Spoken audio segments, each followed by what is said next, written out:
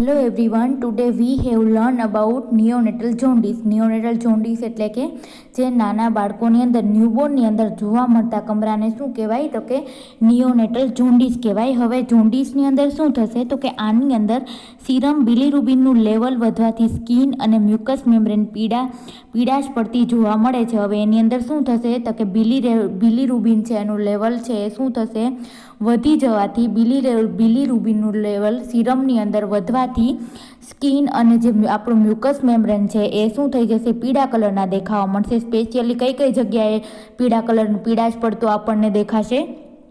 તો કે એક તો ફેસની અંદર, પછી નાઝો લેબિયલ ફોલ્ડ એટલે કે જે લેબિયાના ફોલ્ડ છે ત્યાં, ટીપ ઓફ ધ નોઝ એટલે કે નાકનું જે આગળનો ટોચનો ભાગ છે ત્યાં. આ કન્ડિશનને નિયોનેટલ હાઇપર બિલીરુબિયા ઓર એક્ટરસ નિયોનેટ્રમ પણ કહે છે. હવે નિયોનેટલ જોન્ડિસને બીજા કયા નામથી ઓળખાય છે? તો કે નિયોનેટલ હાઇપર બિલીરુબેમિયા.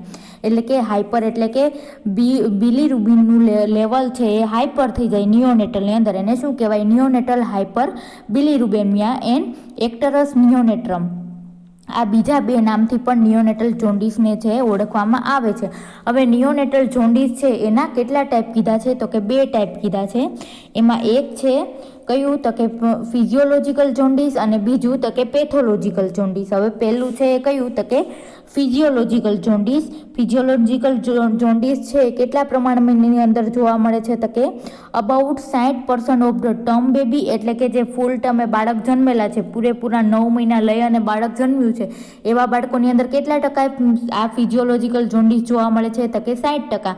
અને જે પ્રી ટર્મ એટલે કે ટર્મ પહેલાં 9 મંથ પહેલાં જે બાળકો જન્મ્યા હોય એ બાળકોની અંદર કેટલા ટકા? તો કે 70% જેટલો છે આ ફિઝિયોલોજિકલ જોન્ડિસ છે એ જોવા મળે છે. અને તે બાળકના જન્મ પછીના કેટલા સમયમાં જોવા મળે છે? કેટલા સમયમાં એના લક્ષણો કે ચિહ્નો દેખાવા મળે છે? તો કે 24 કલાક એટલે કે 1 દિવસ અને 72 કલાક એટલે કે ક્યાં તો 1 દિવસ ક્યાં તો 2 દિવસની અંદર છે આ ફિઝિયોલોજિકલ જોન્ડિસ છે એ બાળકમાં જોવા મળે છે. ઇન પ્રીટર્મ બેબીઝમાં maximum intensity 5th or 6th day જોવા મળે છે અને સબસાઇડ છે 14 દિવસમાં થઈ જાય છે. એટલે કે જે પ્રીટર્મ બેબી હોય, જે 9 મંથ પહેલાં બાળક જન્મી ગયું હોય એ બાળકની અંદર જો ફિઝિયોલોજિકલ જોન્ડિસ છે એ જોવા મળે તો એની ઇન્ટેન્સિટી છે એ કેટલા દિવસ? તો કે મેક્સિમમ કેટલા દિવસ સુધીમાં એ થઈ જાય? તો કે 5 થી 6 દિવસે છે આ જોન્ડિસ છે એ જોવા મળે છે. અને કેટલા દિવસે સબસાઇડ એટલે કે મટી જાય કે ડિસઅપિયર થઈ જાય? તો કે 14 દિવસની અંદર એ ડિસઅપિયર થઈ જશે.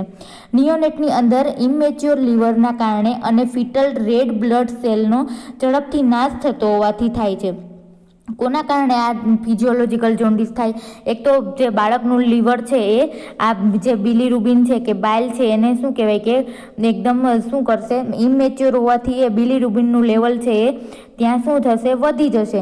અને જે આ ફિટલના રેડ બ્લડ સેલ છે એનો છે ઝડપથી નાશ થઈ જાય. એટલા માટે શું થાય છે? તો કે ફિઝિયોલોજિકલ જોન્ડિસ છે એ ઉત્પન્ન થાય છે. ધેન પોલિસિસ્થેમિયા એટલે કે increase concentration of the RBC in the blood. અને પોલિસિસ્થેમિયા પણ જોવા મળે છે. શું થાય એની અંદર? તો કે આરબીસીનું પ્રમાણ છે એ શું થઈ જશે? બ્લડની અંદર વધી જશે. Then second one pathological jaundice. હવે ક્લિનિકલ જોન્ડિસ કે કોઈ અન્ય કારણોથી થતા જોન્ડિસની અંદર શું જોવા મળશે? તો કે 2 થી 3 ન્યૂબોર્નમાં આ જોન્ડિસ છે એ ડેવલપ થાય છે. આશરે 5% ન્યૂબોર્નમાં છે આ 24 અવર્સ ઓફ એજમાં ડેવલપમેન્ટ થાય છે. એટલે કે 2 થી 3 જેટલા ન્યૂબોર્નની અંદર છે આ જોન્ડિસ થાય છે. અને કેટલા ટકા જોવા મળે છે? તો કે 5% બાળકોની અંદર છે એ કેટલું? તો કે 24 કલાકની અંદર જ છે આ જોવા મળે છે. ઇન ટર્મ બેબી એટલે કે જે 9 મંથે જન્મેલું છે તેની અંદર 10 દિવસ પછી, અને જે પ્રીટર્મ બેબી હોય એની અંદર 14 દિવસ પછી છે આ પેથોલોજિકલ જોન્ડિસ છે એ જોવા મળે છે. હવે એની ઇટિયોલોજી કે એના કારણો કયા કયા છે? તો કે એક ડિક્રીઝ બિલીરુબિન કન્જ્યુગેશન એટલે કે બિલીરુબિનનું છે કન્જ્યુગેશન છે એ ઓછું થઈ જાય તો એના કારણે પણ થાય છે. તેની અંદર the liver may not cope up with conjugation due to inadequate enzyme glucuronyl and transferase એટલે કે શું થશે, હવે જે કંઈ પણ લીવરની અંદર બિલીરુબિન બને છે એ જો એ આગળ ન જાય અને કાંઈ સેમાય ટ્રાન્સફર ન થાય અને જો એ લીવરની અંદર જો કોન્જ્યુગેટ થયેલું રહે તો તેના લીધે થાય છે.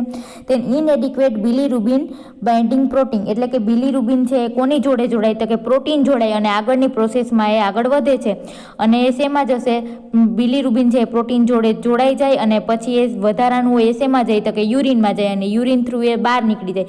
પણ જો આ બિલીરુબિન છે એ પ્રોટીન જોડે ના જોડાય તો જે આ બિલીરુબિન છે એ બોડીમાંથી બહાર નથી જવાનું, એના કારણે શું થશે, બિલીરુબિનનું પ્રમાણ બોડીમાં વધી જાય અને શું દેખાય, જોન્ડિસ થાય. ધેન ઇન્ક્રીઝ બિલીરુબિન લોડ કે બિલીરુબિનનો લોડ એટલે કે બિલીરુબિન છે એ બોડીની અંદર વધી જાય ત્યારે શું થાય તો કે હિમોલાઇસિસ ડ્યુ ટુ RH ઇનકમ્પેટિબિલિટી એટલે કે જેની અંદર છે RH ફેક્ટર જોવા મળે, જેના બ્લડની અંદર જે આ રહેનો RH ફેક્ટર છે એ જોવા મળશે તો એના લીધે શું થશે તો કે હિમોલાઇસિસ થશે એટલે કે RBC છે એ બ્રેકડાઉન થશે. Then structural abnormality of the red blood cell એટલે કે જે બાળકની અંદર રેડ બ્લડ સેલ છે એ બને છે પરંતુ એનું સ્ટ્રક્ચરની અંદર કંઈક પણ ખામી હોય તેના કારણે. તેન physiological rapid destruction of the RBC એટલે કે એને કંઈ પણ RBC છે રેડ બ્લડ સેલ છે એ ફટાફટ જો બ્રેકડાઉન એટલે કે તૂટી જતો હોય અથવા તો ડિસ્ટ્રક્શન થઈ જતો હોય તો એના કારણે એક્સ્ટ્રાવાસ્ક્યુલર બ્લડ સચેજ કેફેલ હિમેટોમા એટલે કે એક્સ્ટ્રાવાસ્ક્યુલર એટલે કે વેસલ્સની બહાર જો બ્લડ છે એ વધી જાય તો એના કારણે કેફેલ હિમેટોમાની અંદર શું થશે તો કે સ્કિનની ઉપર બ્લડ વેસલ્સની બહાર સ્કિનની ઉપર શું જોવા મળે છે, બ્લડનું પ્રમાણ છે એ વધી જાય છે. Then third one polycythaemia. હવે પોલિસિસ્થેમિયા એટલે શું થાય તો કે જે RBC છે એ બ્રેકડાઉન થાય એટલે કે તૂટે એને શું કહેવાય, પોલિસિસ્થેમિયા કહેવાય. તો એની અંદર શું થશે તો કે એ કોના કારણે થાય તો કે સ્મોલ ફોર જસ્ટેશનલ એજ કે સ્મોલ ફોર જસ્ટેશનલ એજ એટલે કે બાળક છે એ પૂરેપૂરા મહિને ના જન્મ્યું, અધૂરા મહિને જન્મ્યું એટલે એને શું કહેવાય, સ્મોલ ફોર જસ્ટેશનલ એજ કહેવાય. Then babies of the diabetic mother કે જે બાળક છે એની માતા છે એ ડાયાબિટીક હતી અથવા તો એને ડાયાબિટીસ હોય તો એવા બાળકોની અંદર આ છે વધારે જોવા મળે છે. ધેન ફોર્થ વન કે મિક્સ ફેક્ટર. મિક્સ ફેક્ટર કયું તો કે increase bilirubin load and decrease ability of the liver to clear the bilirubin એટલે કે લીવર છે એ શું કરે છે, બાઇલનું એટલે કે આ બિલીરુબિન છે એનું પ્રોડક્શન કોણ કરશે તો કે લીવર કરે છે. હવે લીવરની અંદર પ્રોડક્શન તો થાય છે પણ લીવરની એટલી બધી એબિલિટી નથી કે એ જે પ્રોડક્શન થાય છે લીવરનું એ પાછું ક્લિયર કરી શકે. તો શું થશે, બિલીરુબિનનો લોડ છે એ વધી જશે અને શું થશે, ફિઝિયોલોજીકલ જોન્ડિસ છે એ જોવા મળશે. હવે ફિઝિયોલોજીકલ જોન્ડિસની અંદર શું થાય તો કે મેટાબોલિઝમ ઓફ ધ બાઇલ પિગમેન્ટ એટલે કે બાઇલ છે એ જે કાંઈ પણ એટલે કે બિલીરુબિન કે બાઇલ છે એનું શું થશે, પિગમેન્ટેશન થશે, ભરાવો થશે. બ્રેકડાઉન ઓફ ધ RBC અને જે આ RBC છે રેડ બ્લડ સેલ છે એ શું થશે, તૂટવા લાગશે. Serum albumin in the blood પછી છે એ બ્લડનું જે સીરમ છે એની અંદર શું થશે, આલ્બ્યુમિન છે એ વધશે. હવે લિપિડ સોલ્યુબલ ઇન ડિક્રીઝ બિલીરુબિન. હવે જે શું કહેવાય કે આ બિલીરુબિન છે એ શેમાં સોલ્યુબલ હશે તો કે લિપિડની અંદર સોલ્યુબલ હશે. હવે બિલીરુબિન ઇન્ટર ધ લીવર સેલ. હવે બિલીરુબિન છે એ કેમાં એન્ટર થાય તો કે લીવર સેલની અંદર એન્ટર થાય અને લીવર સેલની અંદર કયા અમુક પ્રકારના એન્ઝાઇમ હોય, કેવા એન્ઝાઇમ તો કે ગ્લુકોરોનાઇલ એ શું છે, એન્ઝાઇમ છે એ બિલીરુબિન છે એને શું કરશે, જટિલ હશે એમાંથી સરળ બનાવશે અને પેલા બિલીરુબિન જે જટિલ હતું એ શેમાં ખાલી પેલું થતું હતું, ડાયલેટ થતું હતું કે સોલ્યુબલ થતું હતું તો કે ખાલી લિપિડમાં. પણ આ છે આ એન્ઝાઇમ છે લીવરની અંદર રહેલો એ શું કરશે, લિપિડને બિલીરુબિનને છે એ સરળ બનાવશે અને કેમાં સોલ્યુબલ થાય એવું બનાવશે તો કે વોટરની અંદર સોલ્યુબલ થાય એવું બનાવશે. અને જે બિલીરુબિન છે એ વોટરની અંદર સોલ્યુબલ થશે અને સોલ્યુબલ બિલીરુબિન છે એ વોટરની અંદર સોલ્યુબલ થાય, વોટરમાં શોષાઈ જાય અને એ વોટર છે એ ક્યાં જવાનું તો કે યુરિનમાં મિક્સ થવાનું અને યુરિન થ્રુ શું થશે, બહાર નીકળી જશે. એટલે આ શેમાં જોવા મળશે, ફિઝિયોલોજીકલ જોન્ડિસમાં. ફિઝિયોલોજીકલ જોન્ડિસ છે એટલા માટે છે થોડાક ટાઈમ માટે જ રહે અને એની રીતે જ છે પછી યુરિન થ્રુ છે બિલીરુબિન છે એ બહાર નીકળી જાય અને ફિઝિયોલોજીકલ જે જોન્ડિસ થયો એ 14 દિવસની અંદર શું થઈ જાય, ડિસઅપિયર થઈ જાય અથવા તો સબસાઇડ થઈ જાય. હવે એડલ્ટની અંદર RBCનું લાઈફ છે એ કેટલા દિવસનું હોય છે તો કે 120 દિવસ સુધી એક RBCનો સેલ છે એ જીવી શકે છે.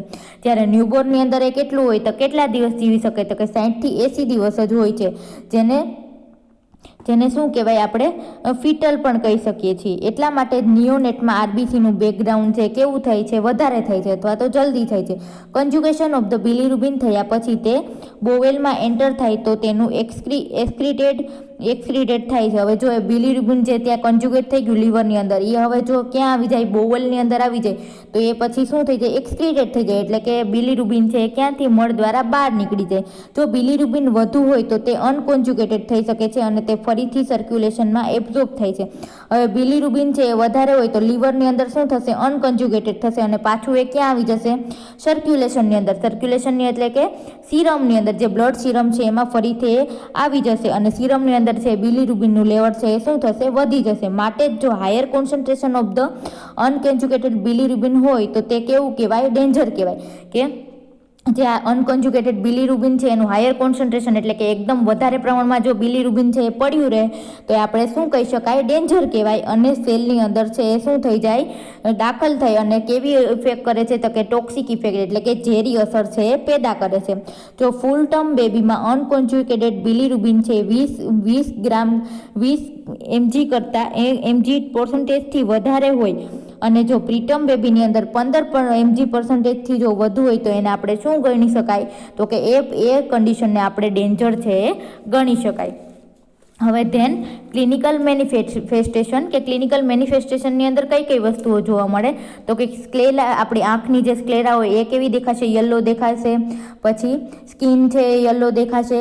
લેથાર્જી એટલે કે બાળક એકદમ આળસી લાગશે. રિફ્યુઝલ ઓફ ધ ફીડ, આપણે એને ફીડિંગ કરાવીએ તો એ રિફ્યુઝ કરશે, નહીં લે.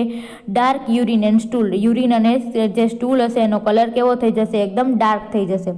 ધેન કર્નિકટેરસ, હવે જો આ અસર છે એકદમ ડેન્જર બને તો શું થવાના ચાન્સીસ રહે, કર્નિકટેરસ થવાના ચાન્સીસ રહે. હવે કર્નિકટેરસ છે એ શું છે તો કે મેન્ટલ ડેફિશિયન્સી છે એટલે કે બ્રેઇનને લગતી ડેફિશિયન્સી છે. High concentration of the indirect બિલીરુબિનના કારણે બ્રેઇન અને બેઝલ ગેંગ્લિયાઈને અસર થાય છે.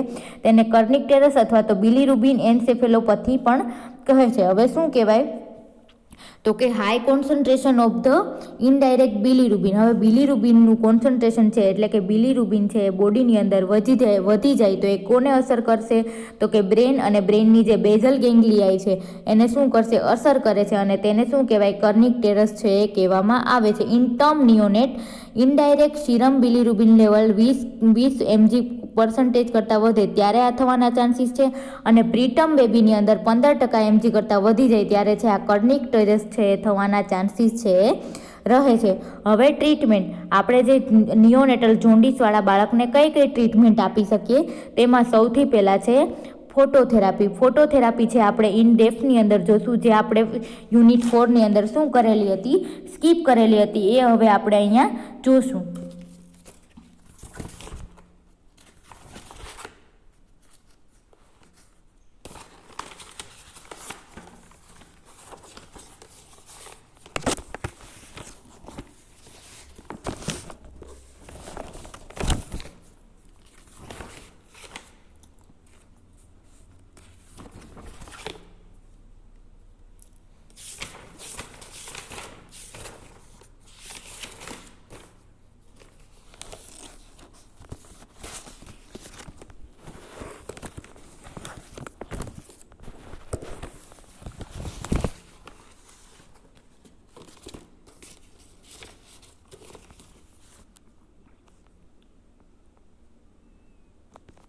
હવે ફર્સ્ટ ઓફ ઓલ છે ફોટોથેરાપી. તે ખાસ કરીને જોન્ડિસ થયેલા હોય તેવા નિયોનેટ માટે વપરાય છે. હવે આપણને ખબર છે ફોટોથેરાપી શેના માટે વપરાય, કોની ટ્રીટમેન્ટમાં વપરાય, તો કે નિયોનેટ જોન્ડિસ થયો હોય તેમાં તે વપરાય છે. તેની બ્લુ લાઇટ, વ્હાઇટ લાઇટ ઓર ગ્રીન લાઇટનો ઉપયોગ થાય છે. ફોટોથેરાપીનું શું આવે છે, મશીન આવે છે. આ જો આ પિક્ચરની અંદર પિક્ચરાઇઝ કરેલું છે એ શું છે તો કે ફોટોથેરાપીનું મશીન. હવે આ મશીનની અંદર જે ઉપરની તરફ દેખાય છે તમને, એમાંથી લાઇટ કેવા કલરની હોઈ શકે, તો કે બ્લુ પણ હોઈ શકે, વ્હાઇટ પણ હોઈ શકે અને ગ્રીન લાઇટ પણ હોઈ શકે. પણ વધારે પડતી કઈ લાઇટનો યુઝ થાય તો કે ગ્રીન લાઇટનો યુઝ છે એ વધારે પડતો થાય છે. જે ઇન્ફન્ટનું સીરમ બિલીરુબિન લેવલ છે એ ઘટાડે છે. આ લાઇટથી શું થશે તો કે બાળકની અંદર જે બિલીરુબિનનું લેવલ વધી ગયું છે એને શું કરશે તો કે લેવલને ઘટાડે છે. જ્યારે બિલીરુબિન લાઇટ એબ્ઝોર્બ કરે ત્યારે ઘણા પ્રકારના ફોટોકેમિકલ રિએક્શન જોવા મળે છે હવે છે આ બિલીરુબિન છે એ બિલીરુબિન છે એને આ લાઇટ છે એબ્ઝોર્બ કરશે ત્યારે ઘણા પ્રકારના બોડીની અંદર શું જોવા મળે છે, ફોટોકેમિકલ રિએક્શનો જોવા મળે છે. પ્રથમ ફોટો આઇસોમરાઇઝ થાય છે જે સ્કિનમાં એક્સ્ટ્રાવાસ્ક્યુલરાઇઝ સ્પેસમાં થાય છે. એટલે કે પહેલાં શું થશે, જે આ ફોટો છે લાઇટ છે એ શું થશે, આઇસોમરાઇઝ એટલે કે જુદી જુદી થશે અને ક્યાં જશે તો કોઈ સ્કિનની અંદર એક્સ્ટ્રાવાસ્ક્યુલર સ્પેસ એટલે કે વેસલ્સ સિવાયની જે આજુબાજુની સ્પેસ છે એમાં એન્ટર થશે. આની અંદર બિલીરુબિનમાં આવેલ હિમોગ્લોબિન બ્રેકડાઉન થવાથી બિલીરુબિન આઇસોમર બ્લડમાં ફેલાય છે. હવે શું થશે તો કે આ જે બિલીરુબિન છે એ કે હિમોગ્લોબિનના બ્રેકડાઉન થવાથી એ શેમાં હશે તો કે આ બ્લડના સિરમની અંદર હશે. તો હવે આપણે જે કંઈ પણ ફોટો આઇસોમર છે જે લાઇટ એન્ટર કરી છે એ ક્યાં એન્ટર થશે તો કે બ્લડમાં ફેલાશે અને શું બનાવશે તો કે આલ્બ્યુમિન બનાવે છે. અને તે છે આલ્બ્યુમિન છે ક્યાં જશે તો કે લીવરમાં જશે. લીવરમાંથી એ ક્યાં જશે તો કે બોવેલમાં જશે અને એ બાઇલની સાથે એનું શું થશે, એક્સિટ એટલે કે બાઇલ થ્રુ એ શું થઈ જશે, બહાર નીકળી જશે. એટલે કે હવે એનું કાંઈ પણ એક જ જગ્યાએ તેનું કોન્જ્યુગેશન છે એ બાઇલનું થશે નહીં. હવે ફોટોથેરાપીના ઇન્ડિકેશન કયા કયા છે તો કે ફિઝિયોલોજીકલ ઓર પેથોલોજીકલ જોન્ડિસમાં. એટલે કે આપણને ખબર છે ફોટોથેરાપી શેના માટે વપરાય તો કે ફિઝિયોલોજીકલ અને પેથોલોજીકલ જોન્ડિસમાં વપરાય. તેન પ્રોફાઇલેક્ટિક ફોટોથેરાપી જે સ્પેશિયલ સંજોગોમાં જેવા કે ટાઇની ઇન્ફેક્ટ કે જેને બિલીરુબિન લેવલ ડેવલપ થવાથી જોખમકારક બની શકે ત્યારે સિવિયરલી બ્રુસેડ પ્રીમેચ્યોર ઇન્ફન્ટ્સ એટલે કે પ્રોફાઇલેટિક તરીકે એટલે કે બાળકને છે હજી બિલીરુબિનનું લેવલ વધ્યું નથી પરંતુ એવો ખતરો છે કે આ બાળકની અંદર છે બિલીરુબિનનું લેવલ વધી શકે છે અને જોન્ડિસ થઈ શકે છે. તો તેને પહેલેથી જ છે ફોટોથેરાપી છે એ પ્રોવાઈડ કરવામાં આવે છે.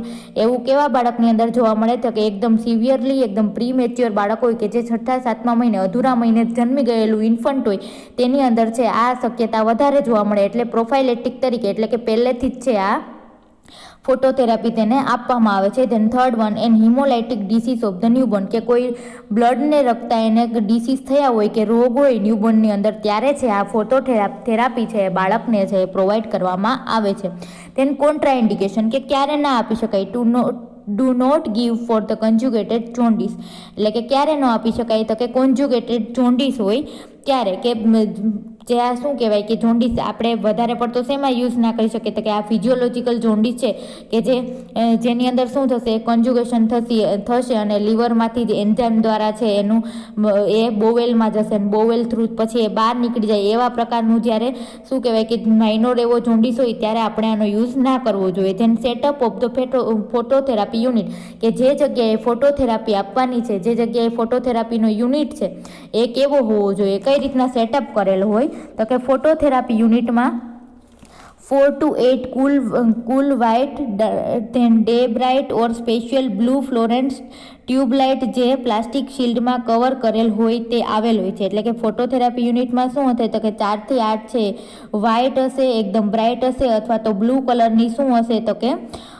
એકદમ ટ્યુબલાઇટ હશે જેની અંદર તો કે પ્લાસ્ટિક કવરની અંદર એ કવર કરેલી હશે. તે બેબીથી કેટલા ઇંચ તમે આ જોઈ શકો છો, આ ટ્યુબલાઇટ છે તમને દેખાય છે ઉપરમાં જે બેબીનું ટ્રોલી છે એની ઉપર જે ફોટોથેરાપીનું મશીનની છે એ લાઇટ આવેલી છે. લાઇટ શેનાથી કવર કરેલી છે તો કે પ્લાસ્ટિકના આખા શીલ્ડથી કવર કરેલી છે. હવે બેબીથી કેટલા ઇંચ દૂર હશે તો કે 18 ઇંચ અને 45 સેમી એ છે એ દૂર હશે. તેથી છે સ્પેક્ટ્રમ ઓફ ધ લાઇટ એટલે કે સ્પેક્ટ્રમ એટલે કે જે લીસોટા પડે જે શેલ્ડ પડે એ કેવા હોય તો કે 420 થી 460 mm જેટલા જાડા હોય છે અને એવા પડે છે એ કેવા હોય છે મોસ્ટ જે લીસોટા છે એ મોસ્ટ ઇફેક્ટિવ છે.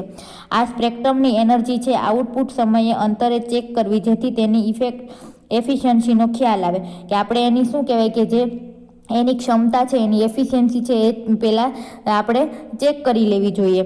ફોટોથેરાપીની એફિશિયન્સીનો આધાર energy output of the spectrum અને ઇન્ફન્ટનો સરફેસ એરિયા છે. એટલે કે ફોટોથેરાપીની અસર છે એ કોના ઉપર આધાર રાખે કે બેબીનો કેટલા એરિયા ઉપર એ લાઇટ પડે છે અને લાઇટની ક્ષમતા કેટલી છે તેના ઉપર છે આધાર રાખે છે. જો કે બ્લુ લાઇટ મોસ્ટ ઇફેક્ટિવ છે. સૌથી આપણે બ્લુ એક તો વ્હાઇટ લાઇટ યુઝ કરી શકીએ ફોટોથેરાપી માટે, ગ્રીન યુઝ કરી શકીએ અને બ્લુ યુઝ કરી શકીએ. એમાં સૌથી ઇફેક્ટિવ કઈ છે તો કે બ્લુ લાઇટ છે. પરંતુ તેનો વિશાળ પાયે ઉપયોગ ન કરવો કારણ કે તેનાથી ઇન્ફન્ટમાં શું જોવા મળે તો કે સાઇનોસિસના અને કલર ચેન્જ જોવા મળે છે. એટલે કે બ્લુ લાઇટ પડે ત્યારે જો બાળકને કદાચ બ્રિધિંગ ડિફિકલ્ટી થાય અને O2 છે ઓછા પ્રમાણમાં મળતો હોય અને જો સાઇનોસિસ જોવા મળે, સાઇનોસિસની અંદર શું થશે, ઓક્સિજન ઓછો થવાથી બેબીની સ્કિન છે એ કેવી થઈ જાય તો કે બ્લુ થઈ જાય. હવે આ લાઇટ પડે છે એનો કલર પણ કેવો છે તો કે બ્લુ છે. તો બેબીના બોડીની અંદર જો કંઈ પણ ફોટોથેરાપી દરમિયાન ચેન્જીસ આવે તો આપણે ઓબ્ઝર્વ કરી ના શકીએ એટલા માટે. તેન ફોટો રિએક્શન સ્કિનના આઉટ લેયરમાં જોવા મળે છે. એક વખત ફોટોથેરાપી શરૂ કર્યા પછી સીરમ બિલિરુબિનનું લેવલ છે એવરી 4 to 12 હવે ચેક કરવું જોઈએ. એટલે કે જે આ શું કહેવાય કે ફોટો રિએક્શન છે એ ક્યાં જોવા મળશે, આપણે આગળ આવ્યું ને કે ફોટોથેરાપી આપવાથી બાળકની અંદર શું થશે તો કે ફોટોકેમિકલ રિએક્શન થશે અને એ રિએક્શન ક્યાં જોવા મળે તો કે સ્કિનના આઉટર લેયરની અંદર જોવા મળે. અને એ વખતે આપણે ફોટોથેરાપી શરૂ કરીએ કે ફોટોથેરાપી આપીએ એ પછી આપણે બાળકનું છે એ સીરમ બિલિરુબિન લેવલ છે એ કેટલા કલાકે ચેક કરવાનું તો કે 4 થી 12 કલાકમાં ચેક કરતું રહેવું જોઈએ. ઇન્ફન્ટને લાઇટની નીચે મૂકવામાં આવે ત્યારે એને નેક્ડ એટલે કેવું સુવડાવવું જોઈએ, ખુલ્લું સુવડાવવું જોઈએ, જેથી કરીને લાઇટ છે બેબીના બોડીની ઉપર છે સારી રીતના વધારે પડતા સરફેસ એરિયાની અંદર પડી શકે અને જોન્ડિસ છે એ વહેલાસર ટ્રીટ થઈ શકે. તથા એને શું કરવાનું તો કે આઈને કવર કરવી. શું કામ તો કે આ લાઇટ છે એ શું હોય તો કે નુકસાનકારક હોય એટલા માટે એની આઈને કવર કરવી જોઈએ. અને મેલ બેબી હોય તો એના સ્ક્રોટમ છે જે એનો જનાઇટલ એરિયાનો ભાગ છે એને પણ આપણે શું કરવા જોઈએ, સ્મોલ કપડા વડે ઢાંકવા જોઈએ. ઇન્ફન્ટની પોઝિશન છે એ ફ્રિકવન્ટલી બદલવી જોઈએ, એની પોઝિશન છે એ બદલા રાખવી જોઈએ જેથી કરીને આ બોડીનો બધો ભાગ છે એ લાઇટના સંપર્કમાં આવે. બરાબર. Then nurse role during phototherapy. હવે બાળકને છે એ ફોટોથેરાપી અપાતી હોય ત્યારે નર્સનો રોલ શું છે તો કે ફોટોથેરાપીની લાઇટ ચેક કરો અને તેને યોગ્ય જગ્યાએ મૂકો. હવે ફોટોથેરાપીની લાઇટ છે એ યોગ્ય બરાબર કન્સિસ્ટન્સીમાં પડે છે કે નહીં એ ચેક કરવાની અને બરાબર જગ્યાએ મૂકવાની. હવે આઈ કેર. ફોટોથેરાપી દરમિયાન આઈ ડેમેજ ન થાય તે માટે આઈને શું કરવી જોઈએ તો કે કવર કરવી જોઈએ. જે આઈપેડ દ્વારા આઈ ઉપર પ્રેશર ન આવે તે રીતે મૂકવા જોઈએ. આપણે આઈને કવર કરવા માટે જે આઈપેડ મૂકીએ છીએ એના દ્વારા બાળકની આંખ ઉપર કાંઈ વધારે પડતું પ્રેશર ના આવે કે દબાણ ના થાય એ રીતના મૂકવું જોઈએ અને ઇવાલ્યુએટ એટલે કે મૂલ્યાંકન કરવું જોઈએ. આઈ પેચીસ 4 કલાકે રિમૂવ કરવા જોઈએ. એટલે કે જે કપડાનો ટુકડો રાખ્યો હોય આઈને કવર કરવા માટે અથવા તો આઈપેડ રાખ્યા હોય તો એને શું કરવાનું તો કે 4 કલાકે આંખ ઉપરથી રિમૂવ કરવા જોઈએ અને 8 કલાકે શું કરવા જોઈએ, જે આપણે વાપરેલા છે એને બદલાવી નાખવા જોઈએ. તેન ફીડિંગ દરમિયાન તેમજ પ્રીનેટલ વિઝિટ દરમિયાન દૂર કરવા જોઈએ. એટલે કે બાળકને માતા જ્યારે ફીડિંગ કરાવતી હોય અથવા તો પ્રીનેટલ વિઝિટ એટલે કે એના પેરેન્ટ્સ છે બાળકને ફોટોથેરાપી દરમિયાન મળતા હોય ત્યારે પણ શું કરવાના, એ આઈપેડ છે એને રિમૂવ કરી દેવાના. હવે ટેમ્પરેચર તો કે ઇન્ફન્ટનું ટેમ્પરેચર છે ફ્રિકવન્ટલી એટલે વારા ઘડીએ ચેક કરતું રહેવાનું. Then fluid balance carefully monitor કરવું જોઈએ. ડેઇલી વેટ ચેક કરવું જોઈએ તેમજ એનો ઇન્ટેક અને આઉટપુટ છે એ મેન્ટેન કરવું જોઈએ કે બાળક છે કેટલું ફીડિંગ લે છે અને કેટલા અમાઉન્ટમાં છે એ બહાર એલિમિનેટ કરે છે. જેમાં યુરિન વોલ્યુમ ચેક કરવાનું, સ્પેસિફિક ગ્રેવિટી જેના આધારે ફ્લુઇડની જરૂરિયાતોનો શું આવી શકે, ખ્યાલ આવી શકે. Then parental examination. તો એની અંદર ફોટોથેરાપીની ટ્રીટમેન્ટથી પેરેન્ટ્સને ઘણી વખત શું થશે, ડિસ્ટર્બ થશે, એને બીક લાગશે કે ફોટોથેરાપીમાં શું થાય છે, શું કરે છે. પેરેન્ટ્સ પોતે ગુનેગાર છે તેવું પણ વિચારશે કે હવે બાળકને જોન્ડિસ થયો કે એને હોસ્પિટલમાં રાખવું પડ્યું તો તેના માટે હું જવાબદાર છું એવું તે વિચારે છે. તો એને શું કરવાનો, રિએશ્યોરન્સ આપવાનો એટલે કે એને વિશ્વાસ અપાવવાનો.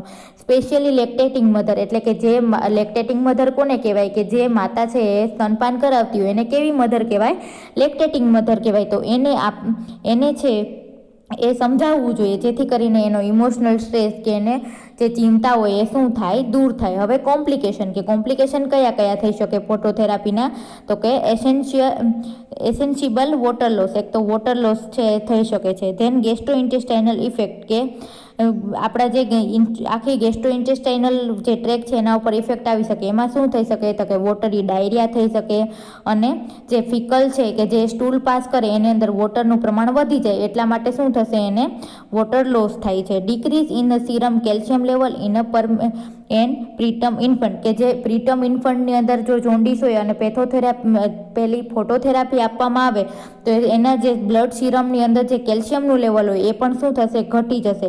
રટાઇનલ ડેમેજ. હવે લાઇટના કારણે શું થશે, એની આંખની જે રટાઈના છે એ પણ ખરાબ થવાના ચાન્સીસ રહેશે. Skin erythema and increase skin blood flow, એટલે કે સ્કિન એકદમ કેવી થઈ જશે, રેડ થઈ જશે અને સ્કિનની ઉપર જે બ્લડ ફ્લો છે એ કેવો થઈ જશે, વધી જશે.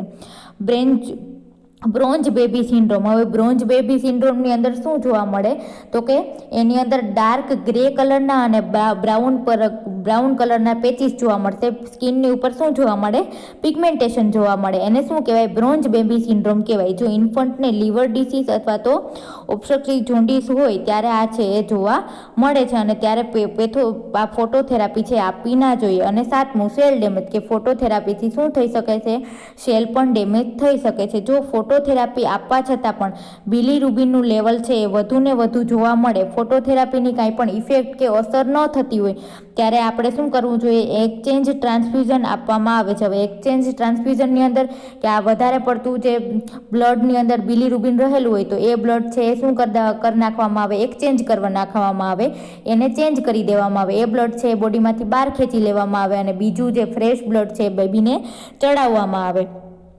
અને એ કોના દ્વારા તો કે small amount of blood withdrawal and injection કરવામાં આવે છે. એટલે કે થોડા અમાઉન્ટમાં શું કરવામાં આવે, વેઇનમાંથી જે અમ્બેલિકલની વેઇન હોય એમાંથી બ્લડ છે એ ખેંચી લેવામાં આવે છે.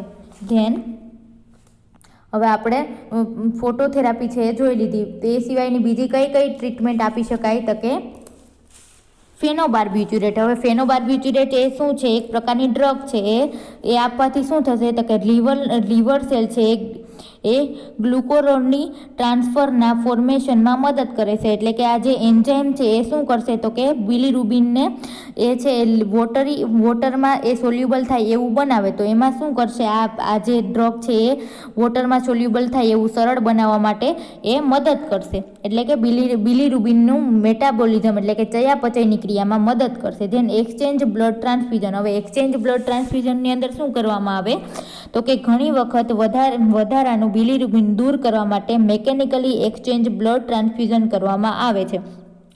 એટલે કે મશીન દ્વારા શું કરવામાં આવે, બ્લડનું ટ્રાન્સફ્યુઝન કરવામાં આવે, બ્લડ ચડાવવામાં આવે. બેબીના બ્લડ વોલ્યુમ કરતાં ડબલ વોલ્યુમની એક્સચેન્જમાં જરૂર પડે છે. આપણે બ્લડ છે એ બદલાવીએ તો આપણે જેટલું બ્લડનું વોલ્યુમ જેટલા કદમાં છે એ બ્લડ બહાર લાવીએ એના ડબલ પ્રમાણમાં આપણે પાછું બ્લડ છે બાળકને ટ્રાન્સફ્યુઝ કરવું પડે, ચડાવવું પડે. અને એ સ્લો પ્રોસેસ છે. ઇન્ફન્ટમાં 5 થી 10 ml blood at a time 15 થી 20 સેકન્ડમાં દૂર કરવામાં આવે છે. અને સેમ વોલ્યુમમાં બ્લડ પાછું કેટલું આપવાનું તો કે 60 થી 90 સેકન્ડની અંદર રિપ્લેસ કરી દેવાનું. ફરીથી આપણે એટલું 5 થી 10 ml જેટલું બ્લડ છે એ 15 થી 20 સેકન્ડમાં આપણે કાઢી લઈએ તો આપણે ફરીથી રિપ્લેસ પાછું એને બીજું ચડાવીએ કે કેટલા પ્રમાણમાં તો કે 60 થી 90 સેકન્ડની અંદર એ ચડાવી દેવામાં આવે. 1 કલાક સુધી આ પ્રોસેસ છે એ ચાલતી રહે છે. Blood infusion of the 100 ml પછી કેલ્શિયમ ગ્લુકોનેટ ઇન્જેક્શન આપવામાં આવે છે.